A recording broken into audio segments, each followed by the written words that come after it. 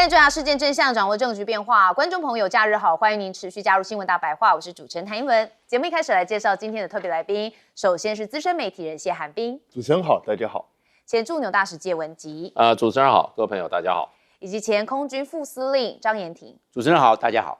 好，观众朋友，我们还是很关心哦。现在美伊哦，虽然看似休战哦，但是在外交谈判桌上哦，也是不平静。好，我们看到美伊局的谈判哦，现在似乎已经是破局了。好，亲伊朗人士一轮有观察到，他们有怒批说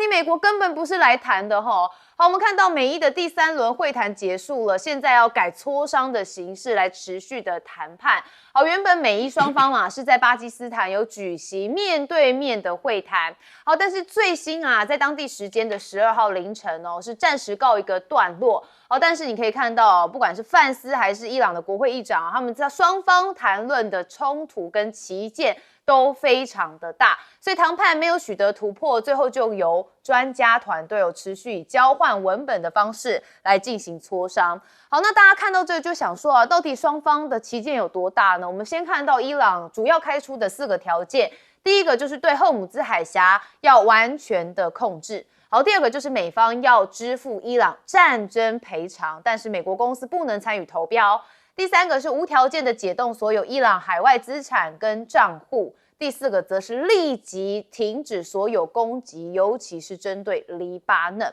好，那伊伦认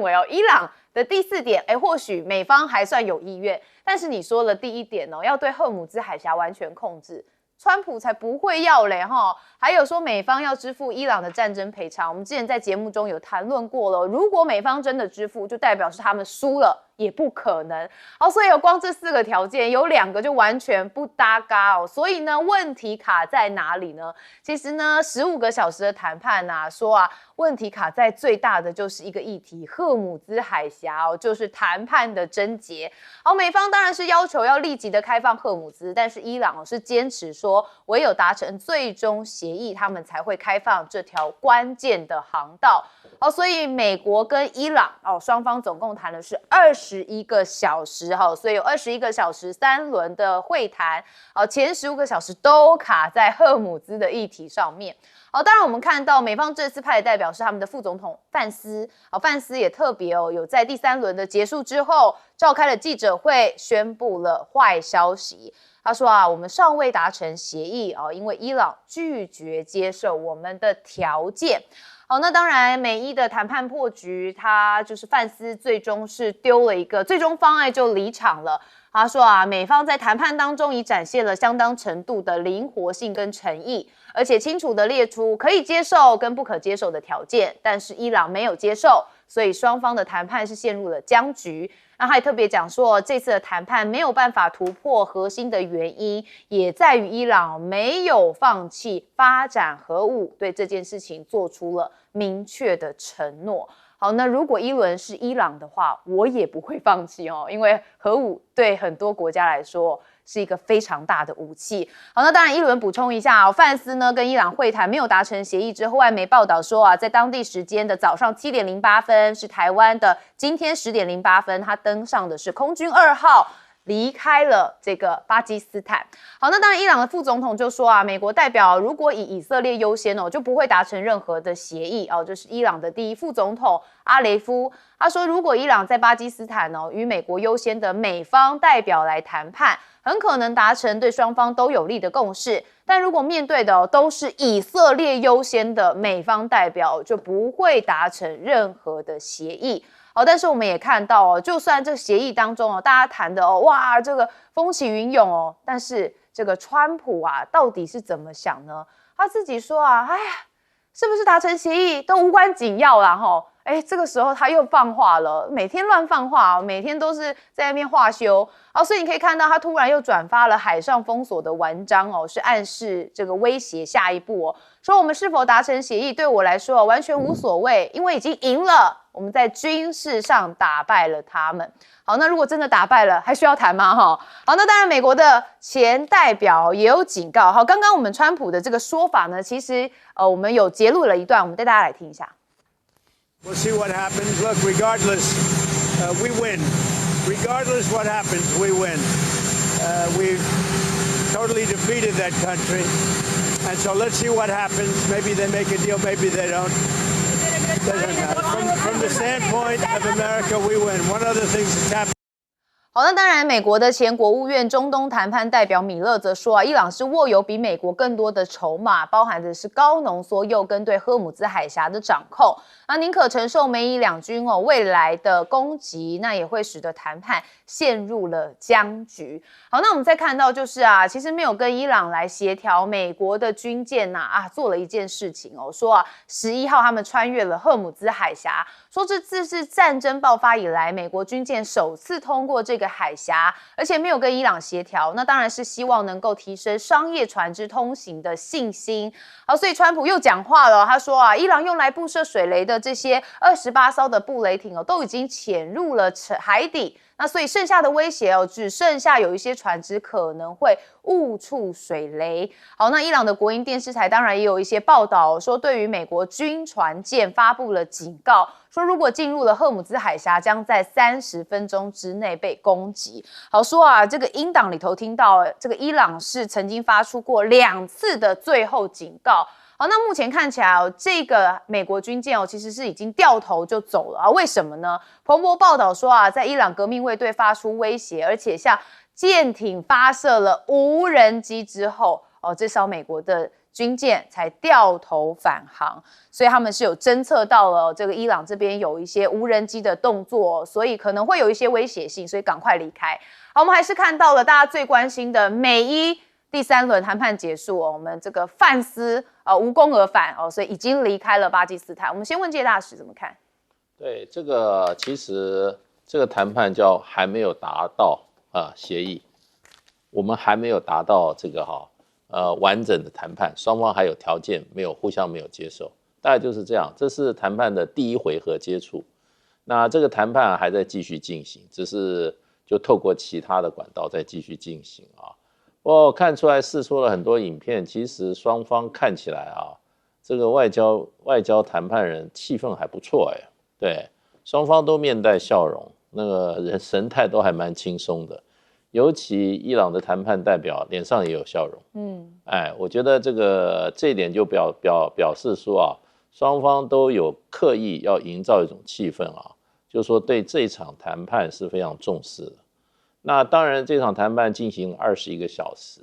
这里面现在的谈判，其实谈判代表其实就是在第一线，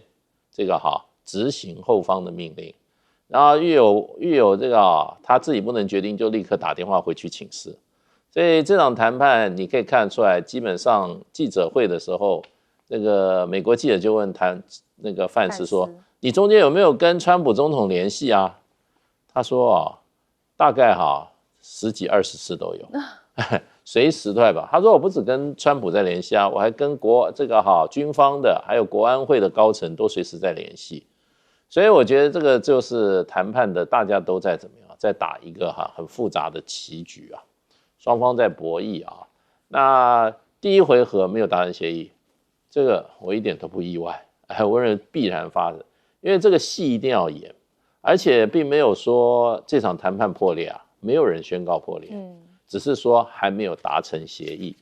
那川普的所谓的动武的时机就是说停火时机也有2个礼拜所以时间是充裕的。很多谈判都是在最后一刻达成协议，这么充裕的时间之下，要达成协议的话，其实对两边回来都不好交代。一方面你一定要有得有失，我们刚刚讲这个伊朗要的4点，对，美国一定也要了4点。对，然后最后大家就可能就你拿2点，我拿2点，另外2点大家交换，所以就变成就是说这个需要点时间，而且还需要演一些戏，那不会这么快就达成的。所以我认为这个范斯的记者会的一开始讲话，话中有话，他说我们进行了很多实质的意见交换。substantive， 所以这个就很重要那而且第1回合21小时，双方的高层都在幕后，所以我觉得就变成就是说双方的高层都有这个政治意愿去把这场战争结束。那这中间会有很多的什么，都会有很多的这些枝枝节节。也就是说，当时川普宣布说，哎，我们已经要跟伊朗同意要把荷姆兹海峡开放，所以我们已经同意停火2周，然后双方要开始谈判，对，那以色列就开打了，对，以色列就抓到一个空就打哪里？打黎巴嫩，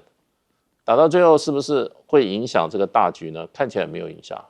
看起来伊朗说我这个立刻封闭荷姆兹海峡，我不谈判了。其实后来不是11号，昨天还不是就去谈了，所以大局是很重要，他们是双方有这个意愿，这些中间的这些想要破坏这个谈判的会不时的发生，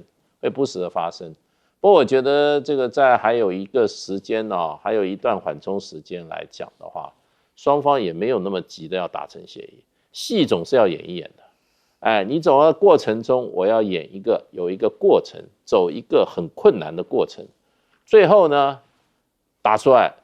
达到的协议的话才值钱，才香一去就达成了，那有什么？政治人物有什么好得的？政治人很会演戏的。是，所以就不像战争这么无情嘛，炮弹打来打去，飞来飞去。外交谈判上面稍微要优雅一点要慢条斯理一点。好，君怎么看？我认为这个双方，美国跟伊朗双方互信薄弱，他们没办法信任到对方。所以这个谈判想要达成共识，找到一个最大公约数，我认为非常困难。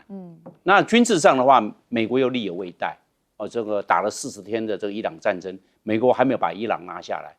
那这样拖下去的话来看，那美国是说美国赢了，结果美国赢在哪里呢？这个伊朗的神权政治依然巩固，然后伊朗的核武浓缩铀依然在那个地方，所以美国想要达成这2个战略目标，到现在为止。也只能自我称胜、自我获胜，但是却没有这2个战略目标并没有达成。伊朗也看到美国这方面的短板，因为美国它不进行地面战，如果进行地面战的话，美国调兵遣将，要有更多的这些军力要投入，那美国不愿意重大的牺牲，那伊朗他就有底气了。反正继续玩下去嘛，你要不敢地面战没有办法，要伊朗放弃核武，那只有2个条件，伊朗会放弃。第一个，美国把它夺控掉了。整个浓缩铀通通拿走，你在福尔多的浓缩铀拿走，在伊斯法罕的浓缩铀也通通拿走，美国有这个能耐吗？没有办法，这要地面战了，特战部队可能都没办法，因为可能伊朗直接就把它炸了，让你这个山洞根本让你进不去，所以这样子来看的话，这个美国的这个任务执行的困难度非常之高。第二个，你要伊朗放弃后，伊朗讲你要以色列把那个核武先放以色列有100枚核弹你先把以色列那个核弹先交出来，那以色列会答应吗？根本不可能的事情。那所以还有一个条件就是说，伊朗有提战争的赔偿要美国来赔嘞。美国从来没有过，你看打越战、打韩战、打伊拉克战争、打海湾战争、打阿富汗战争，美国什么时候赔过？没有赔过钱你现在叫他赔，那以后美国都不敢打仗了。那打任何国家都要美国赔，为什么？你赔伊朗，现在要不赔我吗？不可能开这个先例嘛。那美国会接受吗？伊朗就提出来了，所以你看看，他也看出美国短板。这个时候2个礼拜的这个停战了，他的军舰来了，你为什么平常不来？停战的时候来了，然后他如果在开战的时候来着试试看，为什么？因为美国知道，伊朗虽然海军已经被美国歼灭了，但是伊朗的地对舰的反舰飞弹还完整，都在山洞里面。你看，一叫他离开，真的就乖乖赶快离开。为什么？我有地对舰飞弹还没有出动没有海军，他没有办法以海制海，但是他可以以陆制海，地对舰的反舰飞弹打下去。所以你看看，他就是利用这时候过去。你看看只要一开战，可不可能进去？不敢通过了嘛，因为一饱和攻击这个地对舰的飞弹过去，还有空中的这个无人机过去，那美国的飞弹巡洋军就被炸沉了，那怎么办？上面300多个官兵怎么办？是这个问题很大，所以。伊朗也看出美国限制太多，而且他这一次打仗并没有打得很好，这个拖那么多时间还没有办法获胜，让伊朗有底气了。是，所以你看外交谈判的同时你看美国军舰也有相关的动作，但我原本以为伊朗会有一些反击的行动，可见在外交谈判的这个逻辑时间轴上还是有所克制。彬哥，其实我们本来就估计这个谈判不可能这么顺利，如果这么顺利的话，那就是表示双方之前都在打假球，都在演戏。那现在为什么双方愿意谈判？因为其实双方都呈现一个精疲力竭的状态。美军现在也缺弹药，也缺很多的相关的后援的设备，所以美军正在借由这个时间在补强。那伊朗也要争取喘口气的空间，所以谈判不顺利有什么好意外？一点都不意外，就是继续拖。实际上他们放弃了这个谈判吗？也没有啊，因为现在是范斯他们先离开，可是他带去的专家继续正在跟伊朗专家正在讨论，所以这个谈判其实还是在继续。那至于说什么时候会有结果，我觉得没有那么快，因为双方旗舰差距太大。其实伊朗当然也知道什么叫美国赔偿战争赔偿，让他完全控制荷姆斯海峡，或是什么立即停止攻击这个黎巴嫩，这些都是美国不太可能会做到的事情。所以他只是先叫板嘛，先就是喊牌，然后美国这边也开出很多条件了，那双方再来慢慢再来谈。我认为现在就是双方都在试探对方的底线到底在什么地方。我就觉得比较有趣的就是，整个川普内阁里头团队里头最反战是谁？其实是范斯，然后就派他来谈。其实我觉得在某种程度上，川普是有意放，也就是川普虽然讲了一副我不在乎无所谓我们已经赢了，可是那是川普习惯性嘛，他永远都是赢的，永远都是最厉害。那可是呢，在另外一方面，其实他的意思就是说，这个谈判其实已经不重要。那这代表什么意思？代表他其实想抽腿。我认为川普其实想抽腿，只是他要一个很漂亮的抽腿方式而已。那所以现在这个谈判就先进行到这样一个滑水区，然后你看美国马上就派人来试探了，我军舰先过去看看你会有什么反应。那军舰是不可能在那边作战，为什么？因为距离太近了，它距离它那个海峡最窄的地方只有30几公里，所以等于从伊朗岸边打到你的船上只有10几公里远。所以这什么意思？你知道，它的反舰导弹1分钟之内就可以打到你。哇哦，来不及反应啊！对啊，你根本没有什么反应的时间，所以你看他无人机一派出来，美军掉头就跑，因为那个地方根本就不适合军舰作战。所以我觉得现在双方都还在试探彼此的底线，你大概能够容忍到什么程度？那双方其实也在看另外一个变数，就是以色列，因为以色列现在勉强被叫停了，可是他会停下来吗？以色列纳坦雅胡，我看他会继续打，对啊，他会持续的去攻击黎巴嫩。那双方会不会因为这样子谈判就谈不下去破局？其实看起来也不会。为什么？因为你看伊朗的容许度是很高的，即使发生零星的战斗，伊朗还是没有放弃这个谈判。所以我觉得双方都有谈的意愿，只是现在还在等待新的契机出现。好，刚刚彬哥讲到了以色列，我们先休息一下，回来继续就来谈以色列。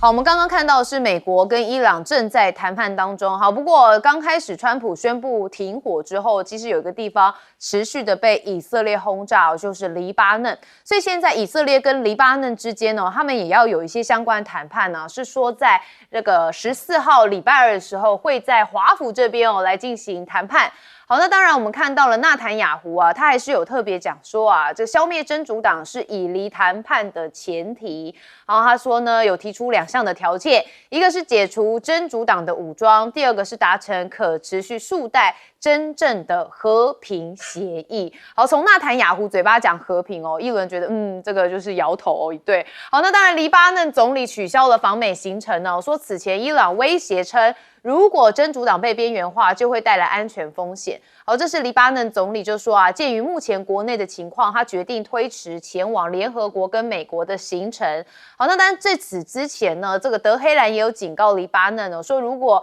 黎巴嫩在即将于华盛顿举行跟以色列直接会谈当中排挤真主党，就会有一个安全风险。好，当然现在黎巴嫩看似左右为难嘛，那当然消息人士也说啊，以色列要将法国排除在跟黎巴嫩的谈判之外。那这是以色列官员说啊，这个法国啊，过去1年的行为那旨在限制以色列在伊朗作战时候的举措，以及完全不愿意采取具体的措施来帮助黎巴嫩解除真主党的武装。那以致以色列认为法国是一个不公平的协调人。好，那当然以色列现在还是持续的有在空袭黎巴嫩我们看到从11号的凌晨开始，相关画面曝光你可以看到这个又对黎巴嫩发动了新一轮的袭击。那据传像贫民区投掷的是白磷弹呢，白磷弹大家记得吗？在乌俄战争的时候，我们曾经讨论过，已经造成的是至少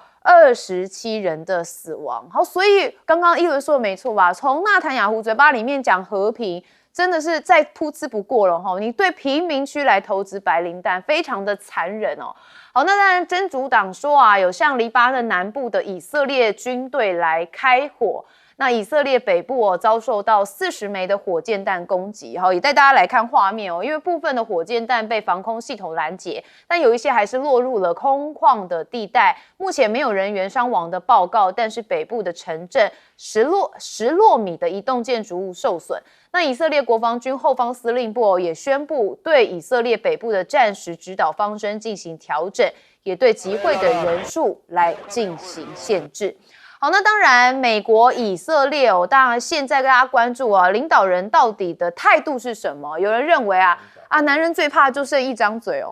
这个纳坦雅胡也是这样子我们看到纳坦雅胡的这个部分他是指着中东的地图好来表示说尽管美伊正在进行和平的谈判，但是针对伊朗战争仍将持续。好，以色列被意图扼杀的敌人所包围。那还指出说像是伊拉克、叙利亚跟也门他更表示伊朗只是开始。他对着地图在跟大家讲他的这个状态，目前这个以色列的威胁是如何。好，那当然他也说美以联手会成功的摧毁伊朗的核子与飞弹计划。他讲美国跟以色列的联手军事行动是已经成功的摧毁伊朗的核子还有弹道飞弹的计划，说伊朗已经没有任何一座仍在运作的浓缩设施。所以纳坦雅胡真的是越看越像川普连说话的方式都越来越像。好，川普的发文则是特别讲到美国已经摧毁了伊朗的，包含是他们的军队，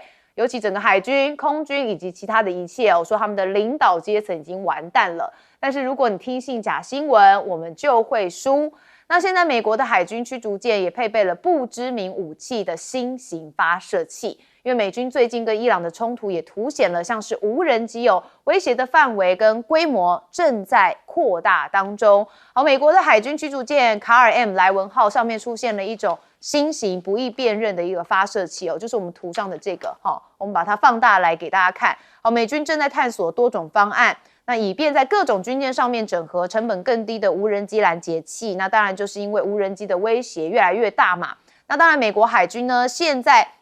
也在波西号维修的工程上面耗费了8亿的美元，但是整体的维修进度真的是历经好多年但是只完成了22%，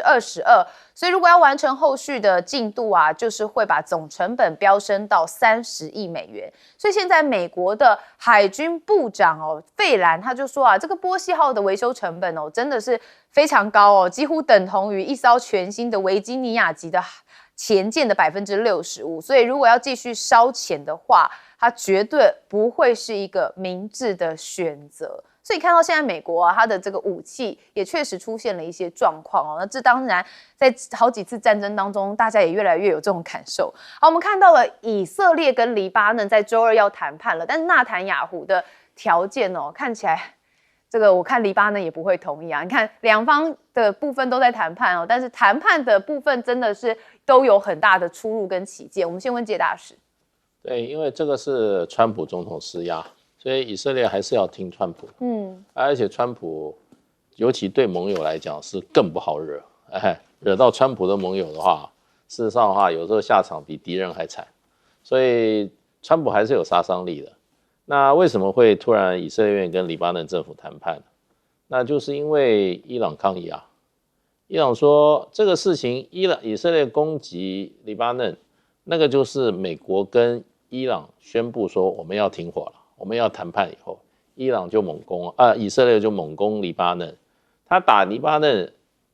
不管任何理由，不过在当下打黎巴嫩理由就是要破坏美国跟伊朗的谈判。那这个时候就是测试川普是真想谈还是假想谈了。对，伊朗一定会跟美国讲说你们要控制一下以色列，如果你们控制以色列我们就不谈了。那可见这个问题上美国就是应了这个伊朗的要求硬是把这个以色列跟黎巴嫩政府一起押到这个华府来进行谈判。所以昨天的这个会谈啊，昨天这个范斯跟伊朗高层代表团的这个谈判才能够顺利进行。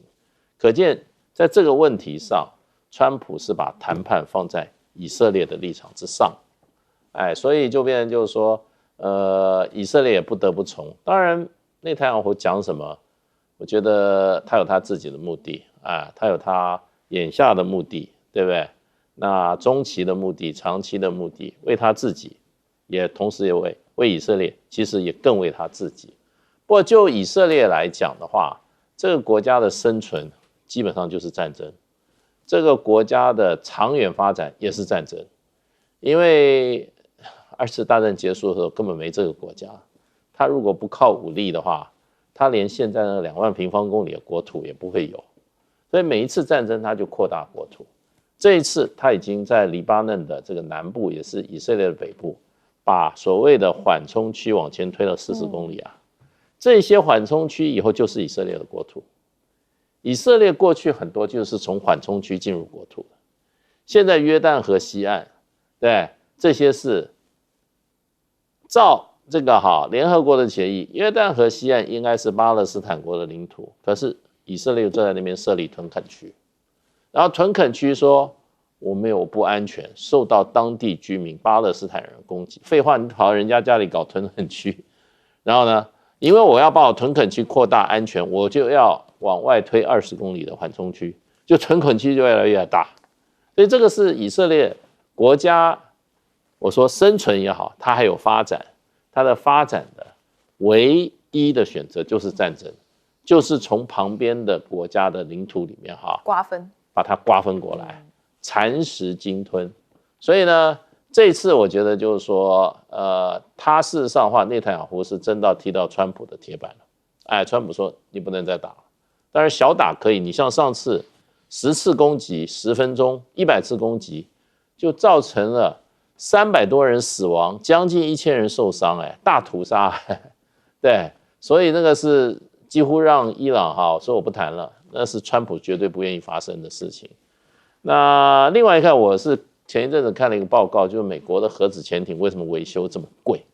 而且这么长的时间。问题就出在它那个核子反应炉，你那个船坞进到那个船进入干船坞以后，你要先放2年呐。为什么要2年？因为那个核子反应炉你要把它冷却就2年。哇！然后你要再来处理，最难的就是核裂防它高度的放射线污染的东西，所以要把它冷却下来就2年。所以这些船进去没有3、4年不出来，那发现问题的话就根本就出不来了，所以非常的昂贵，所以才会有这个东西就变成到底还要不要修的问题了。是。好，所以我们刚刚也谈到了这以色列跟黎巴嫩，那当然有一些这个以色列的攻击，我们要接下来问是将军，因为以色列采取的是扩张主义，那扩张主义它一定要侵略。那现在的在南部的加沙地区的巴勒斯坦的哈马斯已经大概消灭差不多了，那现在目标它转移重点到北部的黎巴嫩，所以黎巴嫩就倒霉了，因为它会一个一个来解决。那以色列都是3步骤，先缓冲区，再变成屯垦区，最后面整个就变成占领区，就变成他的了，因为划入他的国土。那他缓冲区是第一步，再来是屯垦，再来就整个就划入版图，是这样。那这个目标就是黎巴嫩要去面对的。你看他这次使用白磷弹呢，那白磷弹温度800多度那个打到身上的时候，你会把你烧进去，烧到骨头，烧穿，你会痛不欲生，你不想活。800度，我们要100度都可以把肉炖熟了。100度我们炖都是100度你800度，你想不想活？烧到骨头，你这当然是生不如死。准备烧到的是说，你给我一枪，就这个状况。因为他太痛苦了，没有办法，他都用白磷弹，看他多残忍。而且是对的，是这个黎巴嫩的，而且可能是老百姓在那边不只是军人，老百姓就被烧到了，可能也是小孩，那个战斗是不得了，那没办法灭掉的白磷弹它放在火里面，它还在烧嘞，因为什么？因为它可以抢那个 H2O 的里面的那个氧，把它抓过来嘞，它是磷嘛，它连水它都要去抓，让它去还原，是这个样子。你看，所以这个以色列，我认为。川普想要纳坦雅胡在黎巴嫩的南部地区这个停战停火，我的困难度非常高，因为纳坦雅胡好不容易把川普拉下来打伊朗，他这是好不容易，那继续玩下去吧，因为下一次他们会知道，不要再玩了，因为知道为什么所有的北大西洋公约组织没有一个人会愿意穿这个美国去开放荷姆斯海峡，因为就是帮以色列啦，所以没有个国家愿意啊。他们不是不愿意帮美国，是因为以色列的关系，因为加进去那就是帮以色列了嘛，是这个样。结果他们全部都不说，全部都不讲，那其实答案就在这边嘛。那现在美国说胜，我认为美国并没有胜利。他在伊朗，伊朗现在的导弹最起码还有1000枚，最少。那无人机更不要去讲，因为都在山洞里面嘛。那所以那个川普要讲的，他都可能都被偏听了，然后这情报都错误了。为什么？说伊朗已经没有战力了，其实伊朗还是有战力，伊朗还在整补了。对了，所以因为美国打了真的也很久了，那这也是一场消耗战嘛，所以我们看川普的话，也知道 maybe 他是偏听，那也有可能是他知道内情，他也要讲得很大声啊，彬哥。纳坦雅胡说他要跟黎巴嫩谈的条件是要先解除真主党的武装，那就不用谈了，基本上就不用谈了。为什么？因为真主党比黎巴嫩国防军实力强，他怎么可能？黎巴嫩国防军怎么可能去解除真主党武装？真主党不解除国防军的武装就不错了，所以这根本就是无稽之谈。他在干什么？他其实就是故意提出一个你根本达成不了的条件，所以我好继续攻击你而已，目的就是这样子而已啊。纳坦雅胡当然不想停，因为他好不容易逮到这个机会，可以让他第一个让他避免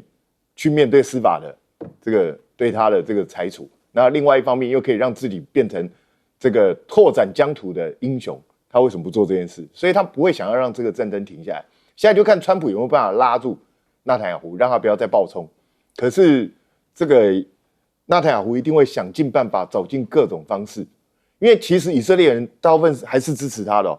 虽然以色列经过这1个多月，其实生活很辛苦，但是很多人都觉得苦归苦，但是我如果能够借这个机会一举把这些伊朗干掉，把真主党干掉，他们是愿意的。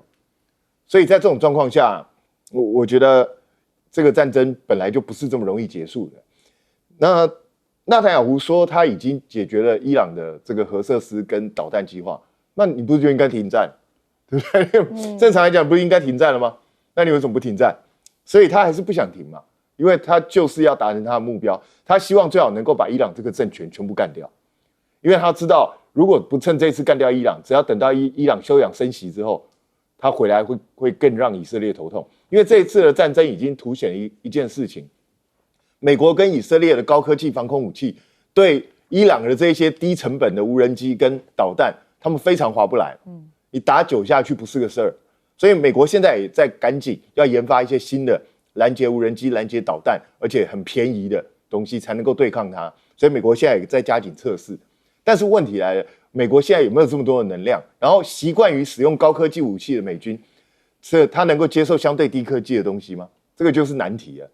像核潜舰，现在问题就出来了。这一艘潜舰，你知道在里头躺了多久吗？它2012年躺到现在。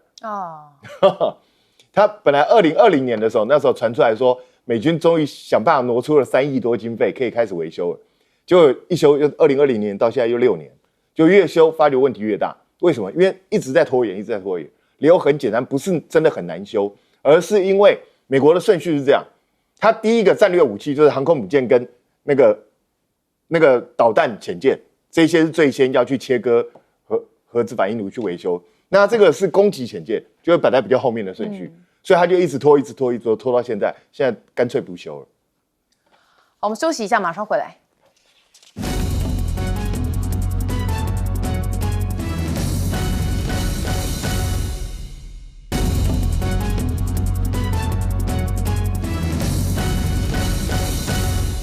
观众平安，欢迎收看 TBS 新闻大白话，我是王浅秋。首先介绍这一节加入我们讨论国际国内大白话的来宾，第一位是前国安会副秘书长杨永明老师。浅秋好，各位朋友好。退役少将郁正杰将军。浅秋好，各位观众大家好。政大国关中心研究员严正声老师。主持人好，各位观众大家好。当然，今天最新的消息，国际消息里美伊谈判破局了，双方已经各自回家了。先前堆叠，好不容易真的坐上了谈判桌，那双方给的条件都开很高，双方也都说我已经赢了，我来巩固胜利。那么最后21小时谈判破局。Vance 副总统是负责代表谈判的这一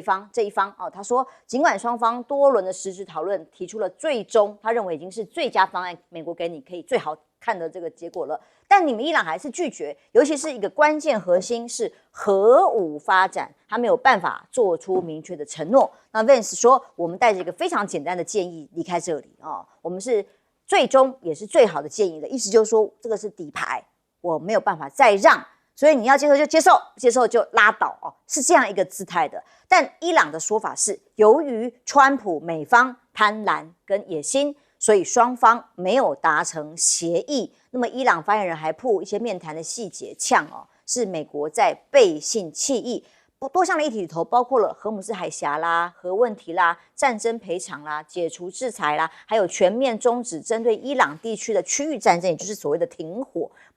保证不再攻击伊朗这件事情都没有办法得到正式的这个同意或者是让步，那么让他们认为美国跟以色列在第2、3次战争中所犯下的严重罪行绝对不会宽恕。现在到底还有没有可能再谈下去，真的没有人知道哦。当初大家都很难乐观的看待这次谈判，因为双方条件都拉得太高了哦。但是美国伊朗这次谈判呢，昨天我们节目本来有插播消息，说是路透社报道说，美方愿意同意一个前提，叫做解冻这个伊朗在其他国家银行的资产。结果后来美方也白宫正式的否认，说没有同意，所以也没有所谓这个诚意前提。那黎巴嫩还是继续被以色列攻击，也没有被同意。所以到目前为止呢，伊朗的形容词叫做不急于跟美国再谈判吗？那么谈出的各种建议里，包括要赔偿啊、停止战争、停止攻击啊。但是呢，现在球已经在美国这边分析，尤其是美方西方媒体的评论，大概这个方向，认为美国要务实的看待有关问题，甚至还说在战争决策。美国川普已经犯了前提上的错误，现在如果连谈判决策也犯错的话，伊朗并不急于一定要让谈判成功。那么接下来要继续打下去吗？那么很多分析都认为，像这个是美国的国务院前中东谈判代表，当然了解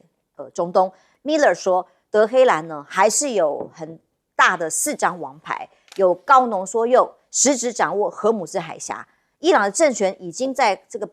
被格杀了之后，已经在动荡中维稳幸存了，而且也展现了足以动摇区域安全跟稳定的恐怖能力。所以基本上这些牌让伊朗有自信、有能力，不用立刻的妥协，可以谈下去。但对川普来讲说，没关系啊，谈判破裂了，我已经赢了。听听川普怎么说。We'll see what happens. Look, regardless, we win. Regardless what happens, we win. We've totally defeated that country. And so let's see what happens. Maybe they make a deal, maybe they don't. Doesn't matter. From the standpoint of America, we win. One other thing that's happened.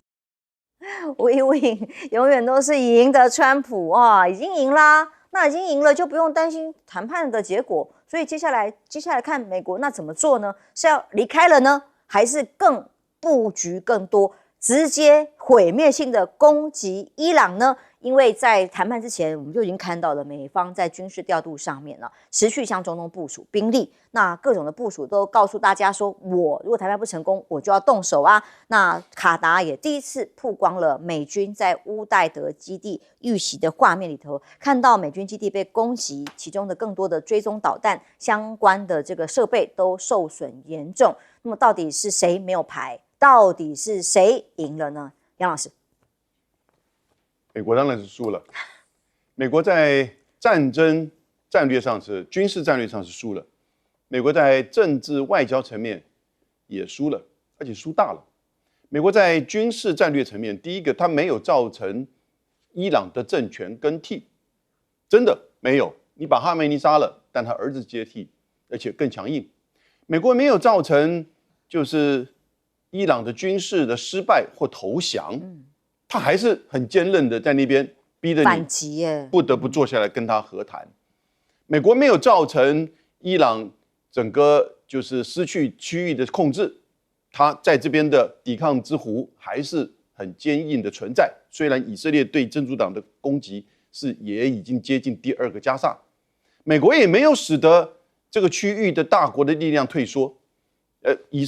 不管是以色列，事实上还是在到处轰炸。可是呢，俄罗斯跟中国大陆对中东的影响，现在反而在这个战争之后增加了。所以美国其实不止在军事上没有达成目标，它在政治上更失去对中东的整个影响。那我觉得这一次范斯的，就是和谈哦，范斯带了300人的团队耶，就来了2天就要回去了，开飞机很辛苦啊。然后呢，伊朗来了70个团队，我不知道他们是面对面的谈，还是网络上所说的，他们其实在各自的房间中间透过巴基斯坦在那边传话的谈，有这种谈判的方式。但不管怎么样，你看将近1天就谈破了，然后呢，范斯可能就要回去白宫。我讲关键就是川普他不退让，目前他觉得大概这是第1阶段，因为我们离7月21号的2个礼拜的时间还有一段时间嘛，所以还有接下来可能不同的回合哈，这个是第1个 round， 然后接下来第2个 round， 这个然后其他的回合相互在试探底线。那这一次呢，大概把这个程序问题厘清，然后呢，接下来试探底线。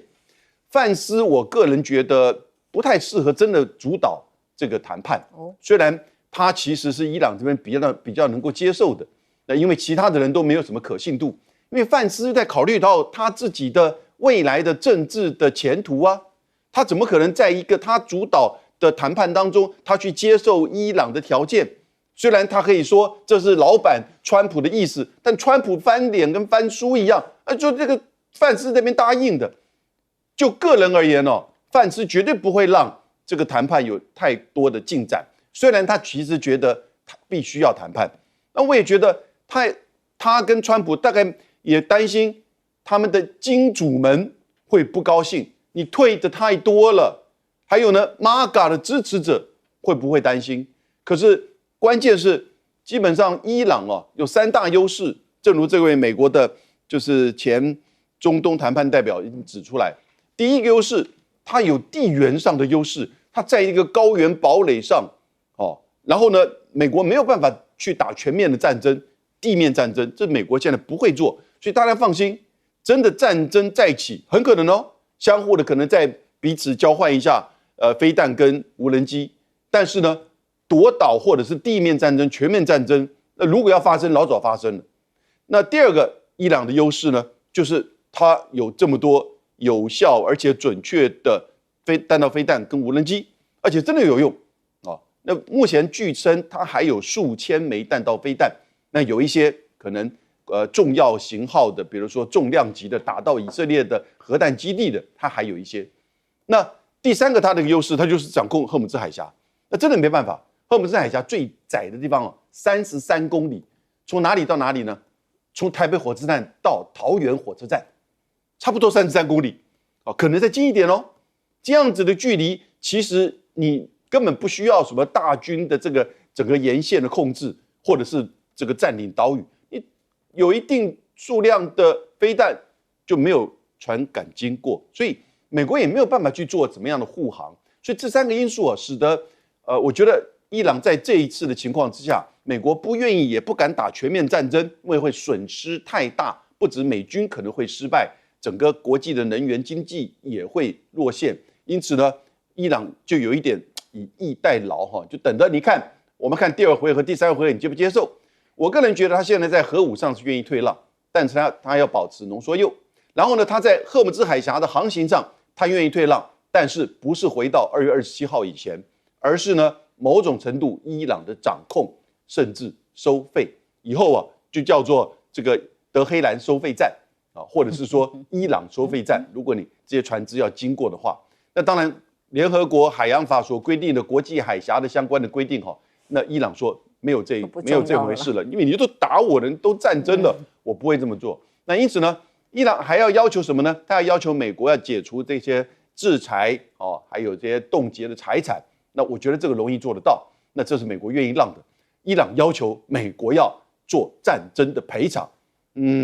这个美国大概做不到，但是呢，某种程度大家可以在这个问题上可能各退一步。所以我们等待第2回合或第3回合，谁来进行谈判？那这个谈判要有的看。叫别人赔啊，以色列之类的，以色列可以赔啊办得到。将军上次精准预测说川普会塔口，在那48小时之后，那这一次呢，谈判谈崩了，那会再继续往下谈。那 Vance 这个谈判的成果带回去，川普现在已经说胜利啦，有没有可能他真的拍拍屁股就说我已经赢了，我就走了吗？我觉得会再谈啦，这个双方来讲，第一次不可能这么大一场战争，说双方第一次就大家完全都同意对方的要求那就握手言和，我觉得不太可能了由于这件事情非常的复杂，当然，但这种状况之下，我认为双方把这个带回去之后，然后就一步一步慢慢来嘛，反正这个谈判就跟这个做生意一样，漫天开价，就地还钱那双方来讲，之后会不会各退一步？但是如果说我们从这个谈判整个过程，你就会发现一件事情，美国这次真的没有赢，因为我们经常讲一句话这个你在这个谈判桌上面你想要到的，你必须要在战场上面得到；你在战场上得不到的，你在谈判桌上面你也要不到。我们甚至看到美国所提的条件，没有一样伊朗是答应他的，也就是说谈判桌上面他得不到。为什么谈判桌上面得不到？就是因为他在战场上面没有获得一个决定性的胜利，所以伊朗在谈判桌上面是丝毫不让。你看我们讲说最重要的一个，不管是这个核武，他叫伊朗要交出来。其实我这边要说明一下。美国要交伊朗交出来，双方其实有空间啦。他叫他交出来是这个，包括浓缩铀整个要交出来。但是伊朗说，我这个铀是我的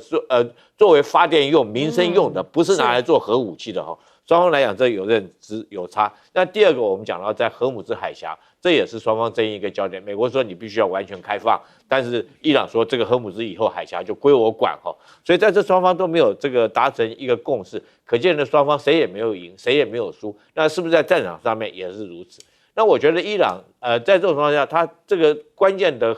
浓缩铀来讲的话，它是不可能交出去的。我用一个最简单的比喻来说给各位观众听。伊朗现在站在伊朗的视角我这个浓缩铀，我是煮饭家里面的瓦斯桶，那你美国你跑来说，你家里面不可以放瓦斯桶，你放瓦斯桶会万一放火会将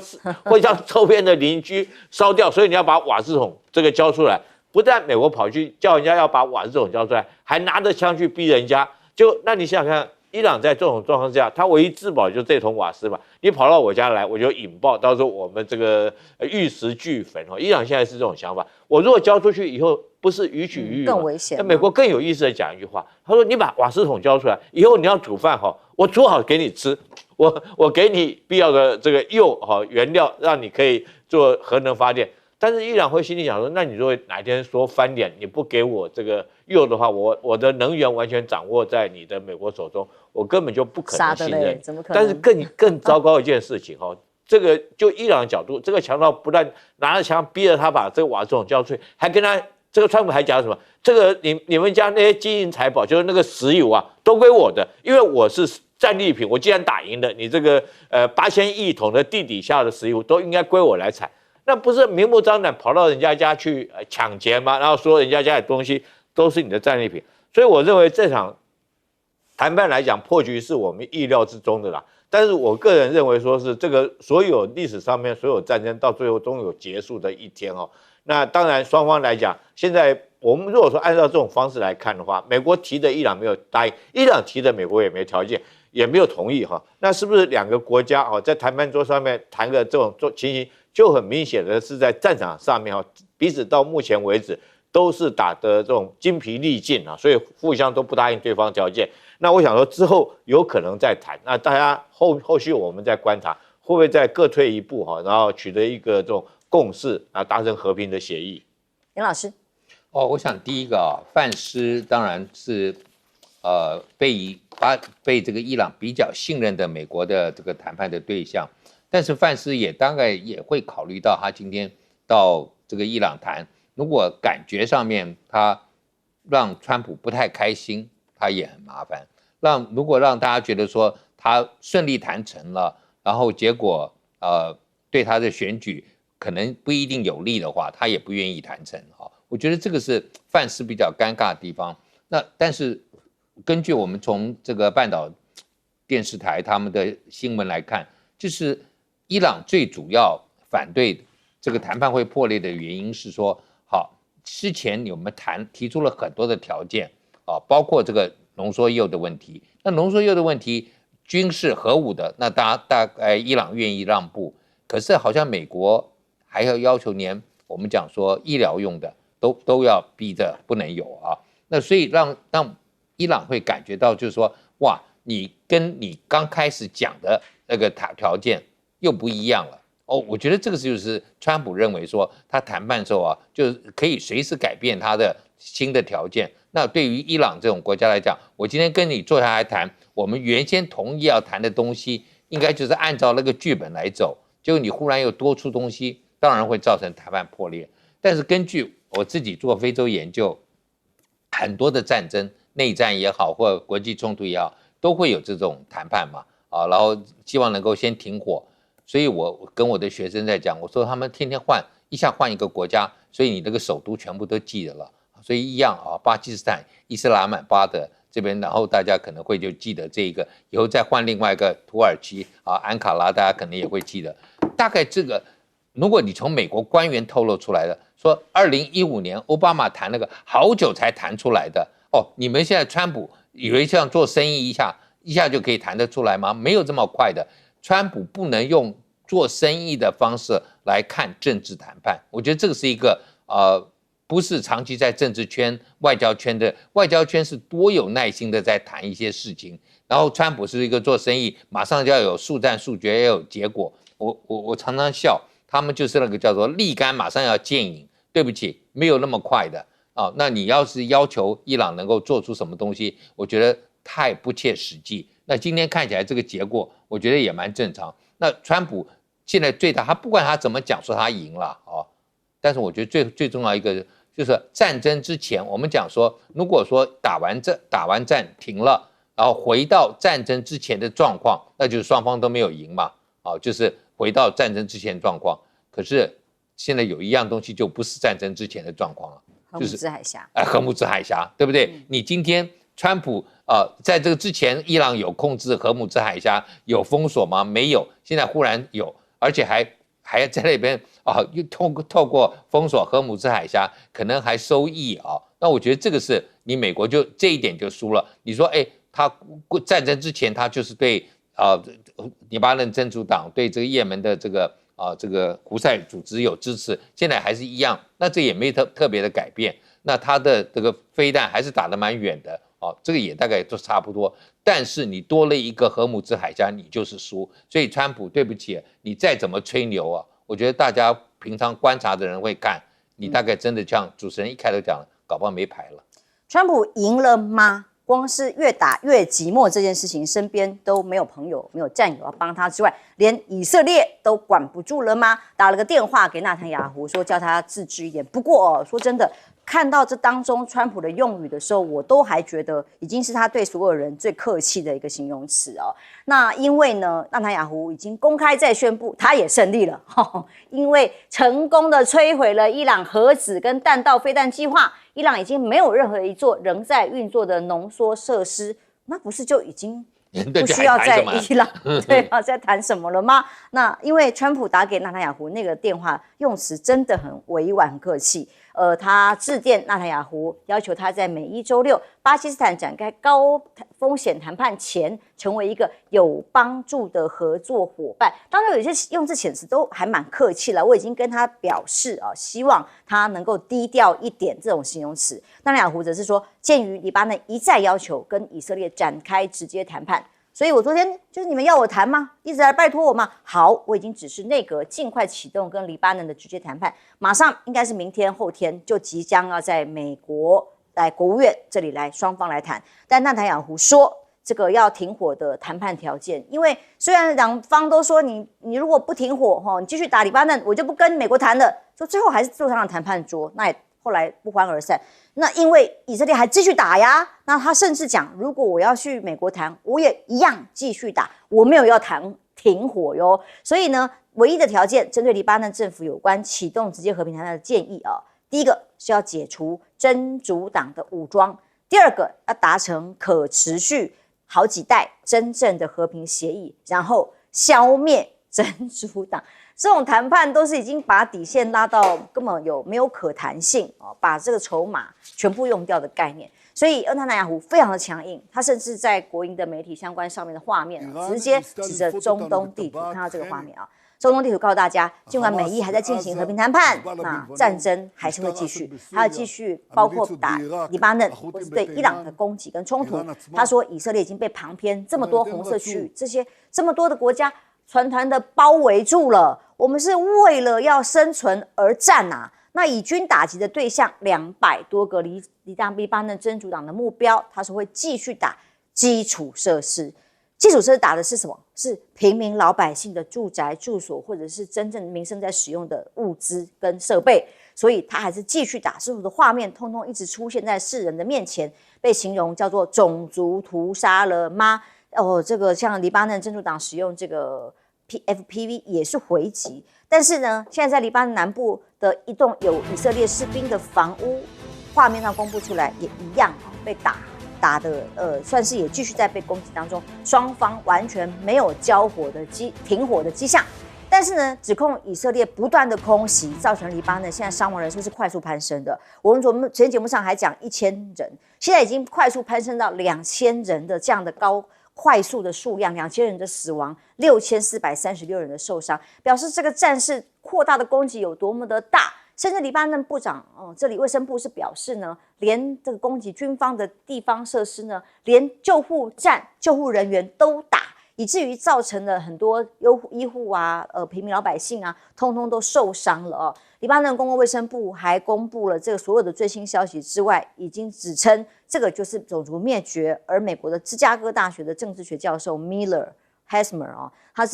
Hammer 他也特别站出来了，因为他说，居然这样的声音在美国是少数，大部分知识分子是噤声的，说美国对跟以色列这些所作所为，跟协助犯下种族灭绝的罪行，几乎是一言不发的。以色列打这个黎巴嫩打到这种程度，主流的学界居然敢站出来谴责的人也不多。他真的就问一句说，美国到底怎么了？4个层面哈。第一个，就内塔尼亚胡的个人，他是一个战争罪犯。那联合国认定，联合国认定的是，基本上他对加沙的战争，以及对整个伊朗连续几次，而这一次很清楚，他是引导的川普进行到对伊朗的全面性的轰炸，而正在谈核子问题、浓缩铀问题，都快要谈成功了。伊朗愿意放弃核武，把60%的440公斤的浓缩铀拿出来稀释，那就表示说，只是要用为做民用的核电厂的用途嘛。因此呢，哈梅尼跟48个高层聚会讨论这个决定，然后呢，以色列跟美国就决定说，这是千载难逢的机会，要把它干掉。他以为是这样就可以改变伊朗，然后呢，出现亲美政府，证明是不可能。那本来46年来，从1976年到现在，美国的所有的军事跟战略专家都警告，不可以跟伊朗发动全面性的战争，因为打不赢，而且会被伊朗倒过来。那个时候还没有飞弹或者是无人机这么多的这个因素，但是呢，赫姆兹海峡就影响很大，而地缘上的因素那也是一个伊朗的优势。所以纳坦雅胡他个人，他从政30多年一直都是如此，而他这2天在要求以色列的总统，以色列有总统虚位元首，但是以色列总统有什么权利去赦免？他要求以色列总统赦免他的贪污案的起诉，他被贪污案严重起诉，所以他个人有贪污案，他10月7号如果选举，他可能就没有办法连任。他个人的因素使得战争变成这样子，这第一个个人。第二个，我觉得也就是内塔尼亚胡所代表的是叫做犹太复国主义这样的一个说法，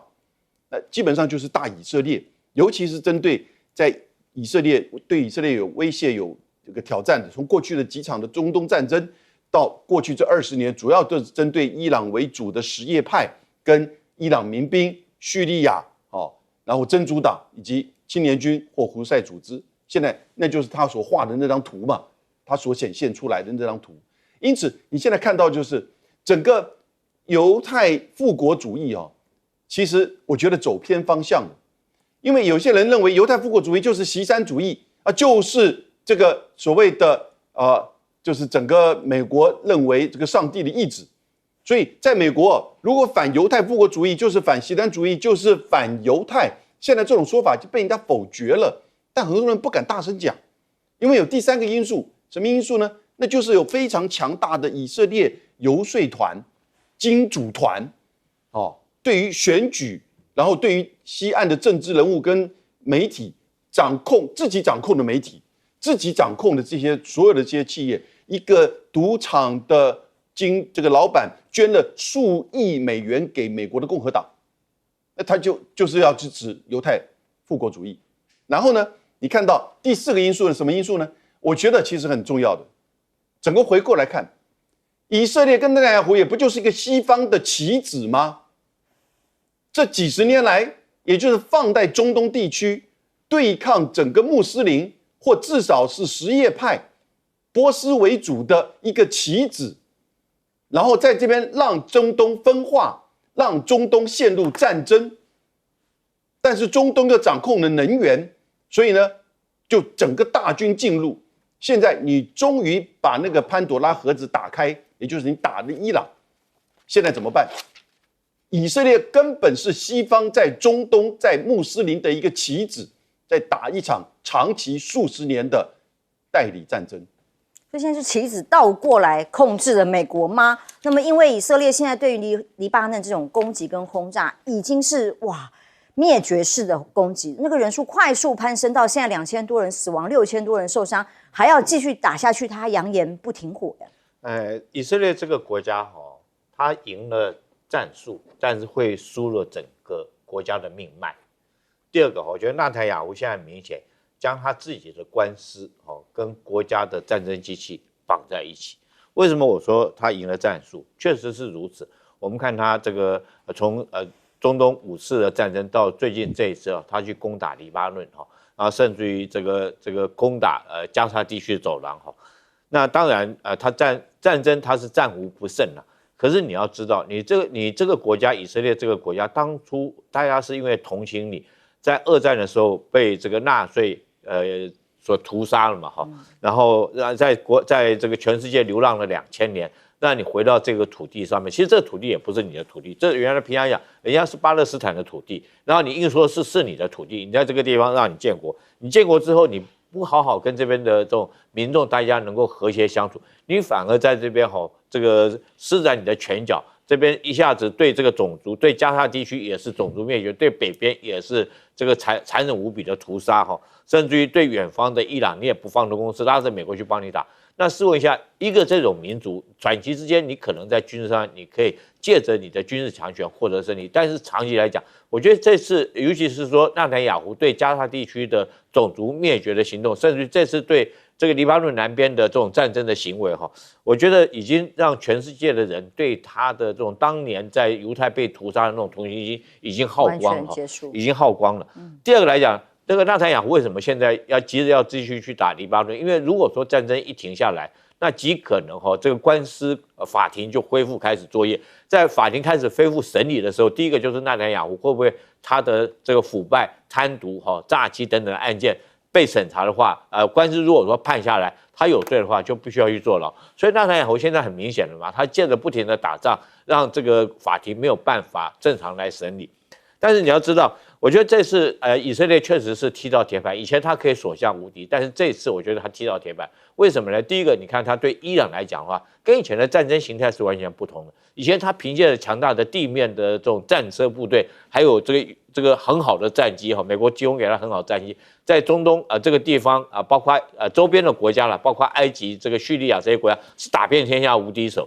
可是这种武器这个你现在面对的伊朗的导弹来讲，可以你一点皮条都没有。刚开始或许你可以说你有很好的拦截导弹，歼2、歼3或者是大为投石，美国的萨德、爱国者等等这些拦截系统。但是目前我们看到这个拦截率已经很明显的这种下降原来伊朗的导弹突栓率只有3%，现在已经突栓率已经到27%了，整整增加了9倍。那这是第一个战争形态不同。第二个，你打黎巴嫩珍珠党，你认为人家是卤肉饺很好打，你去年用这个摩萨德用 BB 扣把人家很多的领导干部都一口气斩首，但是这次黎巴嫩珍珠党抵抗的是非常非常的激烈，可能大家不知道他抵抗到有多激烈。他每一个上战场的这个勇士身上都带着遗书身上都已经把这种裹尸布带在身上，就是我就准备死了以后这布裹在身上，我就准备这个埋掉了就不准备活着回来。为什么会这种情形？因为黎巴嫩珍珠党他们很清楚，如果这场仗他打输了，他们将整个会重蹈这个加沙走廊的覆辙，会被种族灭绝，他们的妻子、他们的小孩将会被这个屠杀殆尽所以在这种状况下，我觉得黎巴嫩珍珠党这一波的打击有勇有谋，有他的智慧，有他的战术。所以以色列在黎巴嫩这个南边这边，他事实上军事上面也没讨到很多的便宜。战争非常残酷，你看一下子有这么多平民老百姓丧命了，但难道纳坦雅胡是用别人的命来换自己的政治前途吗？严老师？我觉得当然，今天纳坦雅胡刚刚前面2位都讲了他自己的官司，今年的选举然后再加上他一个对于他们复国主义的一个执着那可是事实上在美国现在来讲对于纳坦雅胡不仅是过去有很多的我们讲说民主党支持犹太人的，支持这个以色列的，都已经稍微立场有些改变。我觉得最明显的几个就是对2028年总统选举有兴趣的加州州长 Newsom Gavin Newsom， 他说我不拿这个犹太人这个游说团体 IPAC 的任何1毛钱，然后再加上伊利诺州的州长本身还是犹太人的这个 JB Pritzker， 他过去捐很多钱给这个组织，因为他很有钱，然后他现在当州长，他也要选2028，跟已经完全切割了就是跟这个你知道，就是我们不要把美国的犹太人当作全部都是支持复国主义，有一些是那种愿意做我们叫做离散主义的，就是愿意就是我就既然就像侨胞嘛，就是我既然在哪里定居，我到加拿大，我以后就是加拿大人了，我到澳洲就是澳洲。那很多犹太人在美国也是觉得我们就是变成美国，不要每天思念，还在跟以色列在那边挂钩那特别是今天这个以色列现在的行为，已经变成是你从受害者现在变成加害者，让他们过去累积的那些所有的这个道德的形象资本全部被你用完了。所以我觉得这是纳坦雅胡的一个大的问题。那美国你说是不是有学者愿意出来讲？我觉得除了这个Mearsheimer 之外，我们常常看到其他也有很多的学者是愿意讲，但是呢他们也还会担心另外一个问题你今天我出来讲了，我没事，我的学校有事我的学校说你们怎么允许这种老师来讲批评政府，然后川普又要砍你的经费。所以我认为就是说会讲话都是叫做我们常常讲叫做阳春教授，因为他不太在乎。你如果今天做了行政工作，你就比较麻烦了，因为你必须要面对这个学校，然后会不会经费会少等等。所以川普也是用这一招嘛。你看包括媒体他也是一样，就是大部分的记者谁会去鸟川普？但是媒体的主管觉得说我还是要稍微不要得罪他，所以有些新闻就尽量不要报吧。这是言论自由的美国，何其荒谬！